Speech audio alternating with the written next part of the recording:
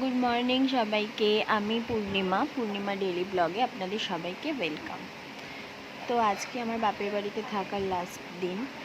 তো আজকে যেহেতু চলে যাব, এই কারণে বাড়িতে সবাইকে ভাবলাম একটু পোলাও আর চিকেন কষা করে খাওয়াবো। তো তার জন্য পোলাওটার জন্য আমি গোবিন্দভোগ চাল নিয়ে নিয়েছিলাম। মেজারমেন্ট হিসেবে নিয়েছিলাম আমি মোটামুটি সাড়ে 4.5 কৌটো, ঠিক আছে, 4.5 কৌটো চালটাকে ধুয়ে আমি জল ঝরিয়ে রেখে দিয়েছিলাম অনেকক্ষণ। তো তারপরে আমি সেই চালটাকে ফ্যানের তলায় রেখে দিয়েছিলাম জল ঝরিয়ে।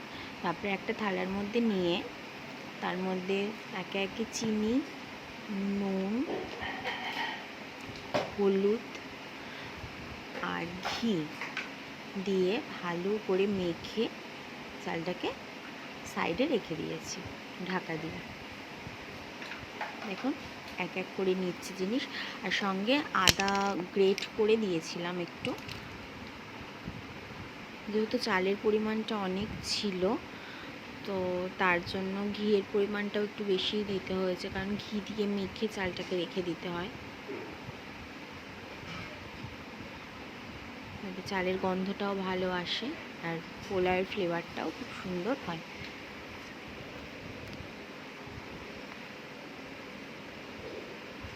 আমি এবার মেখে রেখে দেবো সব একসাথে। মেখে রেখে দেওয়া হয়ে গেছে। এবার আমি যেহেতু বড় একটা পাত্র দরকার করবার জন্য, কারণ অনেকটাই, তার জন্য আমাদের বড় একটা গামলা ছিল, সেই গামলার মধ্যে আমি রান্নাটা করে নেব।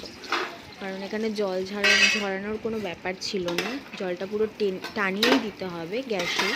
তার জন্য বড় গামলার মধ্যে আমি প্রথমে গোটা গরম মশলা ঘি নিয়ে নিলাম, ঘিয়ের মধ্যে গোটা গরম মশলা দিয়ে দিলাম, তারপরে কাজু আর কিশমিশ দিয়ে একটু নেড়ে চেড়ে আমি চালটাকে দিয়ে দেব।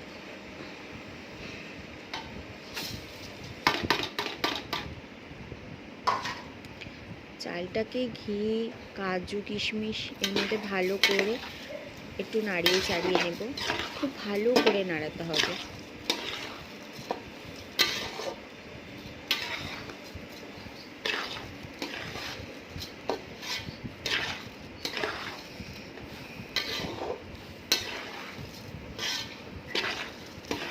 খুব ভালো করে নাড়াবার পরে আমি সাইডে যত কাপ চাল নিয়েছি তার ডাবল জল নিতে হবে, সেই জলটা গরম করতে বসিয়ে দিয়েছিলাম।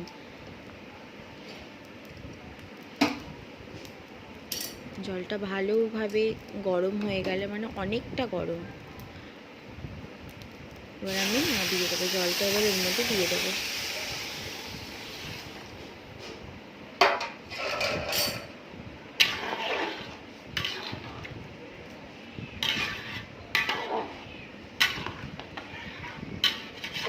এবার আমি গ্যাসটা সিমে করে এটা ঢাকা দিয়ে দেবো। মাঝখানে আমি ঢাকনা সরিয়ে আমি একবার নাড়িয়ে চাড়িয়ে দিয়েছিলাম চালগুলো, কিন্তু সেটা আমি স্কিপ করে গেছি। আমার পোলাও রেডি। এবার আমি চিকেন কষা করব বলে চিকেনটাকে ভালো করে ধুয়ে রেখে দিয়েছিলাম। তারপরে চিকেনটাকে ম্যারিনেটের জন্য আমি টক দই, আদা রসুন বাটা, জিরের গুঁড়ো, ধনের গুঁড়ো, হলুদ গুঁড়ো, লবণ, সামান্য গরম মশলা আর সর্ষের তেল দিয়ে ভালো করে ম্যারিনেট করে রেখে দিয়েছিলাম, তাও প্রায় 1 ঘন্টা। সঙ্গে আলুগুলো কেটে আমি আলুগুলো ভালো করে ভেজে নিলাম। এবার গোটা গরম মশলা দিয়ে পেঁয়াজটাকে ভালো করে গোল্ডেন ব্রাউন করব।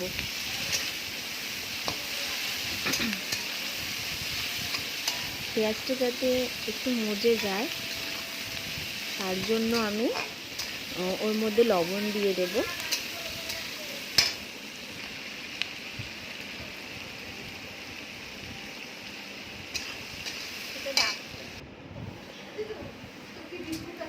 পেঁয়াজটা অনেকটাই মজে এসেছে।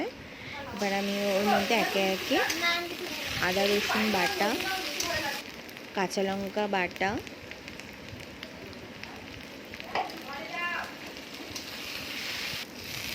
টমেটো, দুটো টমেটো ব্যবহার করেছি, কারণ আগে টক দই দিয়ে ম্যারিনেট করা ছিল। জিরের গুঁড়ো, ধনের গুঁড়ো,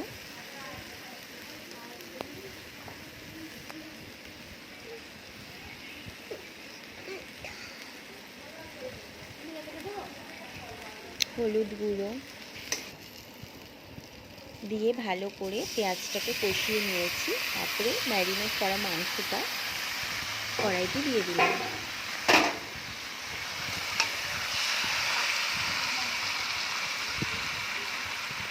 এবার মাংসটা থেকে যতক্ষণ না তেল বেরোচ্ছে সেটাকে আমি ভালো করে কষাতে থাকবো।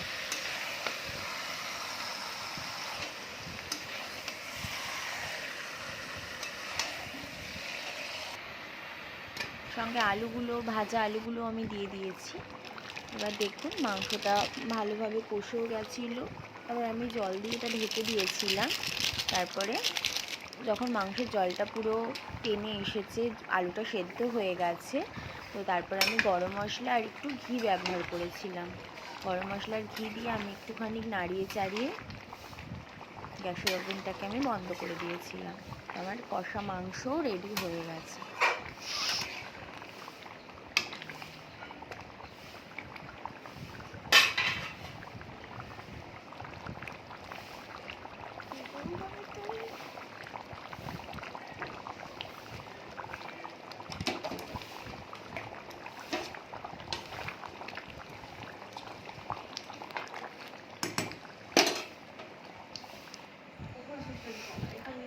আমার দুপুরের লাঞ্চের তৈরি তো ডান হয়ে গেছিলো, আমাদের খাওয়া দাওয়া হয়ে গিয়েছিলো। সন্ধেবেলা একটা স্ন্যাক্স তৈরি করব বলে মাংসেরই কিছু সলিড পিস আমি তুলে রেখেছিলাম, যেটার কিমা বানিয়ে আমি রেখে দিয়েছিলাম।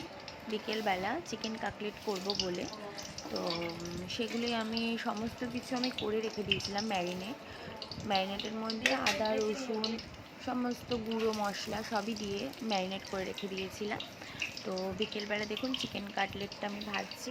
ওটা আমি ব্রেড ক্রামের মধ্যে ভালো করে কোট করে, তারপরে আমি ডিমের গোলায় কোট করে আমি এক একটা করে কাটিয়ে ভেজে নিয়েছি। এই তো আর তো কাটলেটও ডান। তারপরে আমি রাত্রিবেলা বাটার নান করব বলে ময়দা নিয়ে নিয়েছিলাম 1 কিলো, কারণ আমাদের বাড়িতে মেম্বার অনেকজন, তার জন্য ময়দা, টক দই 1 কিলো ময়দা নিয়েছিলাম, তার মধ্যে টক দই নিয়েছিলাম, ইস্ট নিয়েছিলাম, আর হালকা উষ্ণ গরম দুধ নিয়েছিলাম, আর আপনার রিফাইন্ড অয়েল নিয়েছিলাম, নুন দিয়েছিলাম। সব কিছুকে একসাথে ভালো করে ময়দার মিশ্রণের সাথে আগে মিশিয়ে নিয়েছি।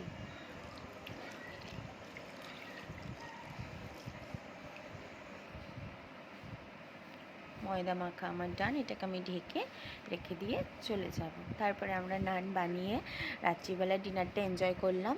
আপনাদের যদি ভালো লেগে থাকে আজকের ব্লগটা, please like, comment, share and subscribe করে দেবেন। আরও তাড়াতাড়ি খুব ভালো ভিডিও আসবে। ততক্ষণের জন্য টাটা।